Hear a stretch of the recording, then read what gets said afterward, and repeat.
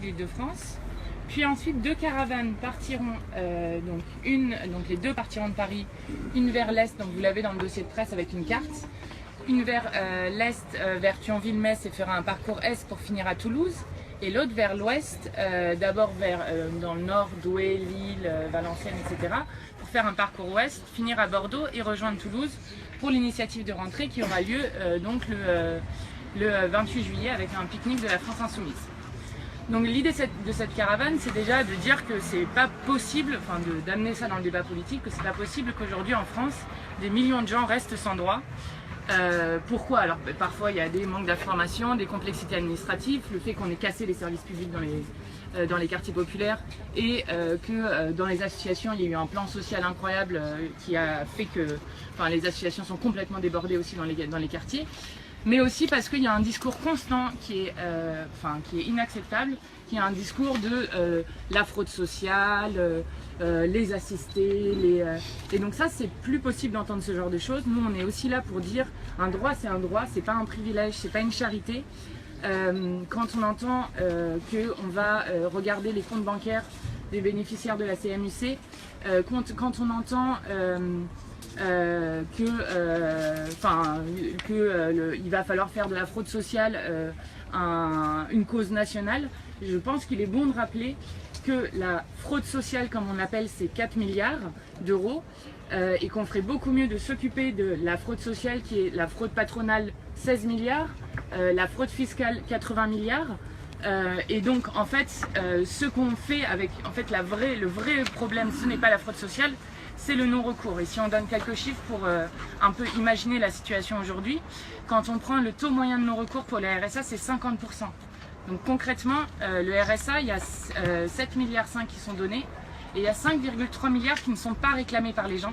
Aussi parce qu'on leur répète constamment que s'ils récupèrent le RSA, ce sont des gens qui sont faibles, assistés, qui ne font rien de leur vie, etc. Donc ça, c'est pas possible. Donc nous, tout ce discours sur la fraude sociale, il sert justement à dissuader les gens d'utiliser leurs droits. Donc nous, l'idée, c'est d'aller dans les quartiers populaires à un moment où beaucoup de gens ne partent pas en vacances. Donc de faire un moment assez convivial, il y aura de la musique, des petites animations, etc. qui sera notamment basé sur les groupes d'appui. Donc on a presque 1200 groupes d'appui aujourd'hui sur tout le territoire et à l'étranger. Donc ces groupes d'appui vont se mettre en campagne, sur une campagne nationale qui est une campagne sur l'inscription sur les listes électorales, parce qu'aujourd'hui on a 3 millions de personnes qui sont non inscrites, 6,5 millions de personnes qui sont mal inscrites, donc qui parfois ne peuvent pas voter, et que ça c'est une dissolution de la souveraineté, c'est une dissolution du peuple qui, tant qu'on ne donne pas sa voix, c'est des choses qui sont favorables à la caste qui dirige notre pays. Donc nous on a fait une campagne qui s'appelle Je vote, il dégage, en prenant des chiffres clés du bilan de Sarkozy et Hollande. Donc on a pris à la fois des chiffres comme un chômeur en plus toutes les 2 minutes depuis qu'ils sont au pouvoir, qu'ils ont été en pouvoir tous les deux, 10 tonnes de pesticides par heure, une école fermée par jour. On aurait pu, Liliane Bettencourt qui paie 0 € d'impôt sur sa fortune, on aurait pu rajouter des choses comme 12 personnes par heure tombent dans la pauvreté. Enfin voilà, c'est tout ça qu'on a envie de mettre sur la table. Donc les groupes d'appui vont se mettre en mouvement partout. Et ensuite, la caravane passera, donc il y aura 51 étapes de la caravane, 51 quartiers. Elle passera donc à la fois à avoir ce moment convivial et ce moment où on aura un simulateur pour l'accès aux droits sociaux, pour ensuite orienter vers les associations qui elles font un gros travail de terrain auprès des personnes pour qu'elles aient accès à leurs droits, et de l'inscription sur liste électorale. Donc l'idée c'est d'aller dans ces quartiers et de bien redire les droits, ce sont des droits et ce n'est en aucun cas ni de la charité ni par gentillesse qu'on les donne. C'est le droit de tout le monde et donc c'est normal que les gens y aient accès. Jean-Luc, je te laisse dire un petit mot? Non, tout est dit là, tout ce qu'il y avait d'intelligent à dire. Vous travaillez à la fois sur le discours et puis sur des cas concrets des gens. Ouais, l'idée c'est d'avoir vraiment une campagne qui soit utile, ça soit utile aux gens pour leur vie, améliorer leur vie quotidienne. Donc c'est vraiment l'idée d'avoir cette campagne-là. La campagne la campagne politique d'un candidat comme moi ne peut pas être seulement une campagne électorale au sens classique du terme. Et il ne faut surtout pas que ça le soit. C'est-à-dire que nous n'allons pas passer notre temps à expliquer pourquoi notre candidat est le meilleur, pourquoi il a la plus jolie cravate, pourquoi... enfin les choses habituelles qu'on peut entendre en campagne électorale. Il s'agit de faire autre chose. Il s'agit de faire une campagne instructive et utile au pays. À mesure que nous avancerons, dans la campagne elle-même, nous commencerons à changer le pays. Pas seulement à partir du jour où on a gagné l'élection qu'on peut le faire. On va le changer et d'abord, on va changer la condition de base, son peuple. Un peuple qui, à l'occasion de cette campagne, doit apprendre, comprendre, pour pouvoir décider. Au lieu d'être sidéré, fasciné, abruti, enterré par des mensonges, des arguments personnels comme on va le voir, ou des gesticulations du type des macronades qui sont en cours. Donc, on commence par le commencement. Il y a un peuple, oui ou non? Eh bien, c'est pas clair. Il y a 3 millions de personnes qui ne sont pas inscrites. Ceux-là, c'est les invisibles. Ils n'existent plus. Ils ne sont pas là. Non seulement on ne leur demandera pas leur avis, ça c'est le cas de tout le monde, mais en plus, si par hasard ils voulaient le donner, ils ne peuvent pas. J'ai observé dans de nombreux pays que l'inscription sur les listes électorales était considérée comme une tâche révolutionnaire, c'est-à-dire le retour de la fraction la plus humiliée, la plus écartée de la politique, la plus enfermée dans l'immédiateté du quotidien, sur la scène politique avec la dignité du bulletin de vote. 6 millions de personnes mal inscrites, c'est-à-dire qui découvrent au dernier moment, quand tout d'un coup ils se disent bon allez quand même, il faut que j'y aille, que ne peuvent pas voter, parce qu'ils ne sont pas sur la liste électorale du coin. Si vous faites le total, c'est quand même considérable. 9 millions de personnes dans ce pays sont, avant même que la partie ait commencé, sur le côté. Et la question des droits, qui est le deuxième aspect, quand je dis est-ce qu'il y a un peuple, c'est incertain. La question des droits, de ce point de vue, elle prend une allure centrale. Si vous avez des droits, pourquoi est-ce que vous n'en profitez pas? Pourquoi est-ce qu'ils ont été imaginés, ces droits, pour vous rendre la vie moins pénible? Je ne dis pas pour la rendre merveilleuse, mais pour la rendre moins pénible.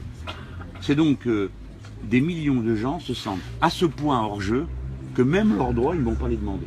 Et puis en plus, si par hasard ils avaient l'intention d'y aller, on leur aura répété avant que c'est par faiblesse, ou comme vient de le dire Mathilde, parce qu'ils ne savent rien faire d'autre, etc. Accéder à ces droits, c'est revenir dans la communauté citoyenne. Et reprendre pied. Après, est-ce que ces droits sont insuffisants? Est-ce qu'ils pourraient être d'une meilleure qualité? Est-ce que... Tout ça, c'est des questions qui nous ramènent dans l'agora, dans le lieu où la politique s'élabore. Voilà pourquoi cette campagne d'été, elle ne va pas s'arrêter cet été d'ailleurs, je peux vous dire, parce qu'on va continuer cette affaire d'accès aux droits et d'inscription sur les listes électorales jusqu'au 31 décembre. Alors vous remarquerez qu'une fois de plus, dans leur hypocrisie totale, les socialistes ont bien voulu se rendre compte qu'il y avait un problème et réorganiser les conditions d'inscription sur les listes électorales, blablabla. Oui, mais pas pour maintenant, pour après, pour en 2018, en 2019, comme pour les centrales nucléaires, comme à peu près pour tout. Ils s'agitent, ils parlent et ils ne font rien. Donc voilà le sens. La caravane, c'est pas tout à fait celle-là, si j'ai bien compris. Elle ne va pas être non plus tape à l'œil, hein. C'est pas le but de l'affaire. On va beaucoup faire dans la table et la chaise de camping, d'une cité à l'autre. On se retrouvera tous à la fin pour un grand débriefing. Non, un grand bilan, pardon, je retire débriefing. Un grand bilan au mois d'août, avec sur la date un peu symbolique du pique-nique au cours duquel je m'exprimerai, au bord de la Garonne, je pense. Voilà le sens de la campagne. Alors après, évidemment, elle n'est pas très gentille. C'est pas une campagne qui est destinée à être bisounours. Hein. Le titre, c'est Je vote, il dégage. Parce que le but, c'est quand même de faire dégager la caste. C'est quand même de revenir au slogan qui nous semble bien correspondre l'idée que les gens ont dans la tête, quoi, qu'ils s'en aillent tous. Tous, absolument tous. Tous, parce que d'aucun d'eux, on ne peut faire mieux qu'un Barroso, un Juncker, c'est-à-dire des menteurs, des gens qui abusent de leur position, qui trichent, et ainsi de suite. Voilà. Au fond, il y a en chacun d'eux un petit Cahuzac qui sommeille. La page du front de gauche est tournée. Pardon? La page du front de gauche est tournée. Alors, La place de quoi? la page Ah! De quoi? du front de gauche, Eh bien? elle est tournée. La France insoumise. Ah ben oui, là c'est la campagne de la France insoumise. Le front de gauche en général c'est le Parti communiste. C'est la même chose. Oui. Bah, je sais pas, aller demander au Parti communiste ce qu'ils comptent faire, c'est pas à moi de répondre, hein. Ça serait pas correct. Quoi d'autre? Oui. Finalement, c'était la meilleure solution aussi pour 2017. En fait, plus sur la caravane, en fait. Ouais. Passer sur la caravane. Ouais. Comment vous avez choisi les différents endroits où vous allez installer la caravane? Alors, C'est ça. on a regardé des données sociologiques, on a regardé les endroits où l'abstention a été le plus fort, donc on a regardé les endroits où les gens vivent en fait mal, enfin, qui sont en géographie prioritaire, donc des quartiers où il y a des pauvretés, des taux de chômage très très forts. Et on a regardé, on a vu avec tous les groupes d'appui dans quel quartier vous voulez aller. Enfin, ça a été construit aussi sur enfin, voilà, les groupes localement qui font du travail pour accueillir la caravane, donc qui iront faire du porte-à-porte pour annoncer la caravane, qui mettront des petites affichettes, qui iront voir des associations locales pour voir si on peut orienter des gens vers eux. Donc voilà, donc c'est un choix qui se base sur ces données-là. Avec bien sûr, bon, on n'a pas pu choisir tous les quartiers, mais comme les groupes d'appui sont un peu partout disséminés dans le pays, il y aura des actions un peu partout dans les quartiers. Mais en tout cas, le choix de départ, il s'est fait comme ça, quoi. En regardant voilà, les données électorales d'abstention, etc., les données sociologiques et les groupes d'appui qui étaient partants, et en voyant avec eux quel quartier ils pensaient le plus intéressant et pertinent à aller voir. Vous pouvez donner quelques villes du coup Ouais, donc tout est dans tout sera dans le dossier de presse, mais du coup pour l'Île-de-France, on fait Saint-Denis, Nanterre, Taverny, Mantes-la-Jolie, Grigny, Vitry et Meaux. Et puis ensuite, donc il y aura un parcours ouest. Je vous le fais très très largement parce que vous allez voir plus en détail. Il y a une carte qui est sur le site qui va permettre aux gens, aux insoumis, de nous rejoindre aussi et de s'inscrire dessus. Donc dans l'ouest, il va y avoir toute une partie nord, Douai, Valenciennes, Lille, Roubaix, Tourcoing.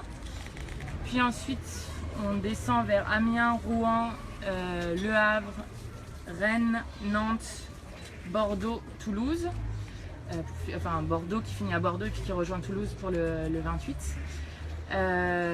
Donc à chaque fois, là je vous dis, c'est sur des grosses agglomérations, donc il y en a 15 grosses agglomérations, et ensuite à chaque fois il y a entre 1 et 4 quartiers par grosse agglomération. Et puis ensuite il y a le parcours Est, donc où l'autre caravane part de Paris aussi et va vers Thionville-Metz, puis fait Saint-Étienne, Lyon, Grenoble, Marseille, Arles et Montpellier, pour ensuite finir à Toulouse où on fera aussi les quartiers de Toulouse. Donc parfois il y aura des étapes, il y aura 2 étapes au même moment, c'est ça? Ah, il y aura toujours 2 étapes au même moment. En fait, à partir du 2 août, les 2 caravanes seront en jour continu, quoi. Il y a combien de personnes du coup qui sont dessus? Pour être dans la caravane soi-même ou... Ouais, dans les... Bah, alors, sur les groupes d'appui localement sont tous mobilisés dessus, donc ça fait déjà un certain nombre de personnes que je ne saurais pas vous chiffrer. Et À condition qu'ils soient là, parce que c'est aussi des vacances. Hein. oui, mais on les a appelés. On les a appelés. Et ensuite, il y aura 6 personnes en continu, 3 personnes par caravane en continu. Qui vont pour certains rouler un petit peu, donc ça fait entre voilà, une quinzaine de personnes qui vont conduire la caravane, amener le matériel jusqu'au groupe d'appui. Ça c'est la partie fixe, les 15 dont tu parles. C'est quoi? La partie fixe, les 40 dont tu parles. Oui. Les autres se mettent autour. Oui, c'est ça, exactement. D'accord. Et vous, monsieur Mélenchon, à part le 28, on vous retrouvera dans une étape ou c'est... Peut-être, oui. Mais bon. D'abord, je le dirai pas. Non, mais je veux dire, ou peut-être au dernier moment, parce que il faut pas que ça. C'est pas un barnum, quoi. Je suis pas, on n'est pas en train. On fait une tâche bien précise et délicate à mener. Parce que je vais vous dire franchement, je pense que ça va pas être simple. Parce que là où on va, il y a un énorme rejet de tout. Et notamment de la société politique et de ces manifestations. Donc il va falloir convaincre, pas seulement d'aller voter, mais d'accepter le dialogue, d'accepter la présence. Donc c'est vraiment une tâche délicate. Et vous savez comme moi que si jamais on fait ça entouré de caméras et de micros, c'est pas à cause des caméras et des micros qui est en cause, parce que on peut dire d'une certaine manière c'est injuste.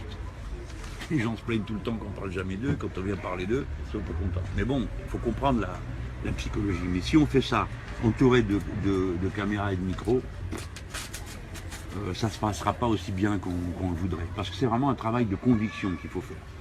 Je pense que les points de passage, on verra le bilan, sans doute qu'il faudrait qu'il y ait un deuxième tour de passage. Je pense qu'on va le faire. Mais il y a toute une organisation qui se met en place pour la campagne sur les quartiers. Ça sera pas on passe et puis au revoir, on ne reverra plus. Il va se passer d'autres choses parce que pour nous c'est clairement une des possibilités les plus fortes que des gens en se mobilisant renversent tout. C'est quand même là que ça se passe, quoi. C'est quand même là qu'il y a des millions de gens qui n'interviennent plus sur la scène politique. Et il faut absolument qu'ils interviennent. Et s'ils interviennent, c'est bon. Voilà, alors vous avez vu, on fait à l'économie. Petits autocollants, petites rate.